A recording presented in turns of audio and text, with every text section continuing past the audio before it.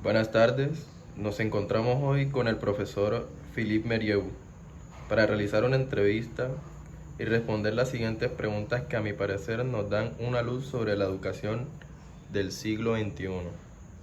Muchas gracias por recibirnos y orientarnos al respecto. Para iniciar, le vamos a preguntar, ¿qué diferencias hay entre la educación del siglo XXI y la educación del siglo pasado? Bueno, las diferencias son muchas. Podríamos entre estas diferencias decir que la educación del pasado era una educación donde era muy tradicional, donde el maestro era el que departía el conocimiento y el estudiante solo recibía, escuchaba, se limitaba a escuchar, a obedecer. No era participativo, no proponía, estaba muy cerrado. Y el docente era el que manejaba todo, organizaba todo, era el que preguntaba, era el que dictaba, era el que decidía cuándo se hacía o cuándo no se hacía.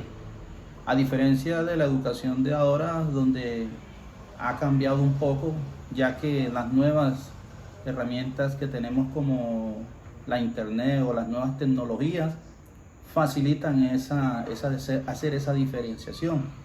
Ya aquí vemos un muchacho más participativo, el centro ya no es el docente, ya el centro viene siendo el estudiante, donde se tiene más en cuenta el estudiante para que participe, hable, dialogue, consulte, proponga, a diferencia del pasado.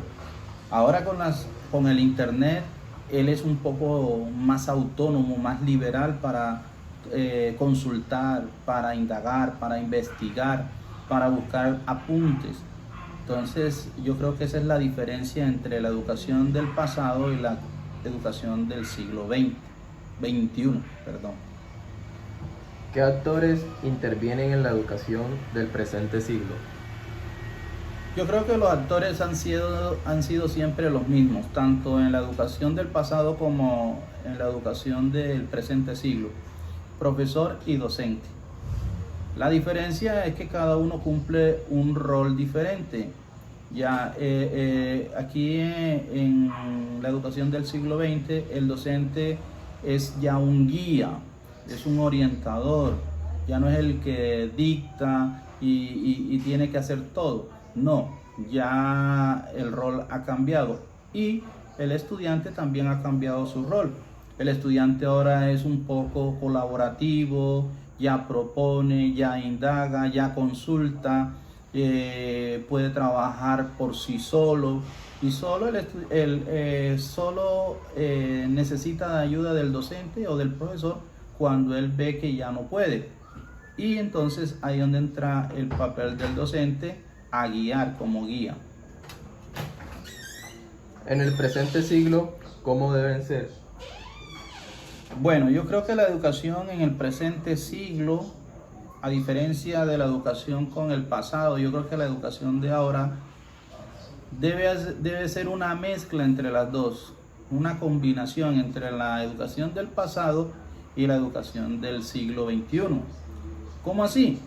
No debemos descartar de tajo que el estudiante no aprenda las cosas de memoria. Sí, se van a necesitar que se aprendan cosas de memoria y combinarlo con la educación del siglo XXI, donde el estudiante debe ser propositivo, debe consultar en el internet, debe hacer una combinación de esas dos.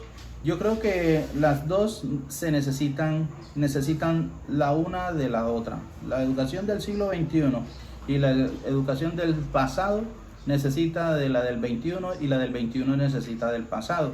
No podemos descartar de tajo que la educación del pasado fue totalmente mala. Tiene sus cosas buenas, ha tenido sus cosas buenas.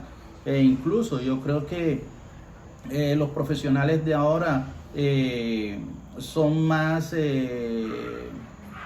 retienen más cosas por esa educación del pasado, porque era memorística. Entonces el cerebro trabajaba más y se ensanchaba más.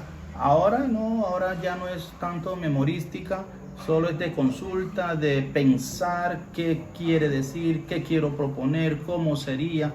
entonces es un poco diferente, pero yo creo que la una de la otra necesitan mucho para poder compaginarse.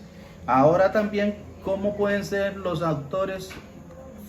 Si hacemos la comparación con la educación, los actores también tienen que ser lo mismo, tienen que ser unos actores participativos, que trabajen en equipo, que trabajen tanto el docente como el estudiante mancomunadamente para poder obtener unas experiencias significativas de este proceso de aprendizaje-enseñanza. Yo creo que todo esto no es del todo malo. Todo tiene sus cosas positivas, pero también tiene sus cosas negativas.